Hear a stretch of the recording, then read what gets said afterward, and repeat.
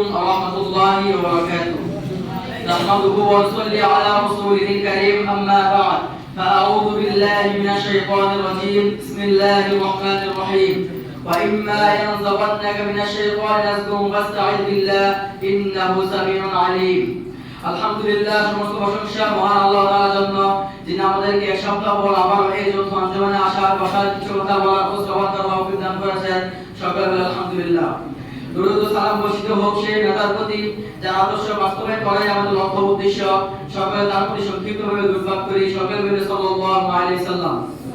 সম্মানিত উপস্থিতি, আপনাদের সামনে যে বিষয় দেওয়া হয়েছে তা হলো শয়তান থেকে বাঁচার জন্য কিছু উপায়। আল্লাহ সুবহানাহু ওয়া তাআলা আমাকে তৌফিক দান করে তাহলে আমি এই বিষয়ের উপর কিছু কথা কয়ে চালাবো ইনশাআল্লাহ। ওয়া মা তাওফীকি ইল্লা বিল্লাহ আলাইহি তাওয়াক্কালতু ওয়া ইলাইহি উনীব। সম্মানিত উপস্থিতি, মানুষকে ধোঁকা দিয়ে বিভ্রান্ত করার কাজ হচ্ছে শয়তানের। আর তার হাত থেকে রেহাই পাওয়া খুবই কঠিন। তবুও মানুষকে তার ধোঁকা থেকে বাঁচার জন্য চেষ্টা করতে হবে। কুরআন ও সহিহ হাদিসে শয়তানের ধোঁকা থেকে ওয়াসওয়াসা থেকে বাঁচার জন্য কি সংক্ষিপ্ত উপায় রয়েছে।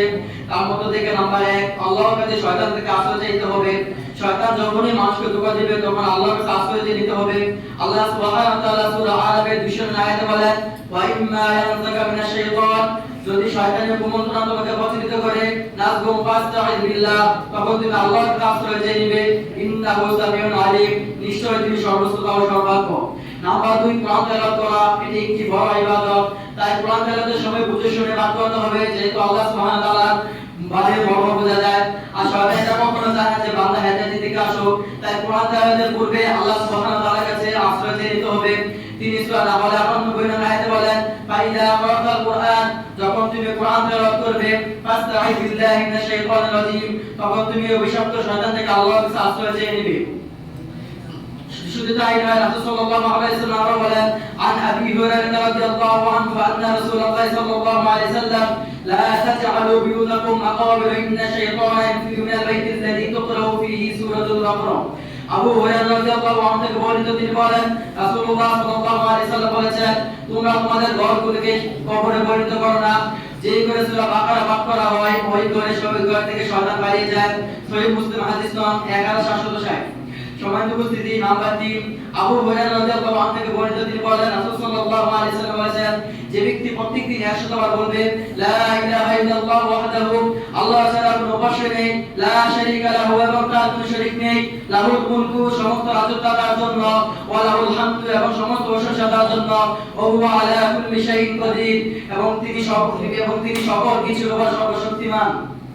সেই ব্যক্তি 10টি গুনাহ মাফ করা সওয়াব পাবে, এবং তার নামে 100টি নেকি লেখা হবে, এবং তার নাম থেকে 100টি গুনাহ মুছে ফেলা হবে, এবং ওই দিন সন্ধ্যা পর্যন্ত আল্লাহ সুবহানাহু ওয়া তাআলা তাকে শয়তানের অনিষ্টতা থেকে রক্ষা করবেন। সহিহ বুখারী হাদিস নং 6402। সম্মানিত উপস্থিতি, এখন আমরা জেনেব শয়তান থেকে বাঁচার জন্য একটি সংক্ষিপ্ত উপায়।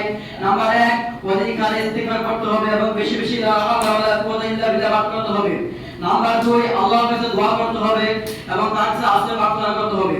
নাম্বার 3, আল্লাহর প্রতি ঈমান আনতে হবে, কারণ বান্দা শিরক করলে শয়তান সবচেয়ে বেশি খুশি হয়। নাম্বার 4, গোপনে ও প্রকাশ্যে সর্বাবস্থায় আল্লাহকে ভয় করতে হবে। নাম্বার 5, একনিষ্ঠভাবে আল্লাহ সুবহানাহু ওয়া তাআলা ইবাদত করতে হবে এবং লোক দেখানো আমল পরিত্যাগ করতে হবে। নাম্বার 6, যথাযথভাবে পাঁচ ওয়াক্ত সালাত আদায় করতে হবে। নাম্বার 7, সর্বপ্রকার অবস্থা ছাত্রদের জন্য মোবাইল পরিত্যাগ করতে হবে। সম্মানিত উপস্থিতি, আল্লাহ সুবহানাহু ওয়া তাআলা আমাদের প্রত্যেককে, আমাকে এবং আপনাদেরকে উক্ত বিষয়গুলো আমল করার তৌফিক দান করুন।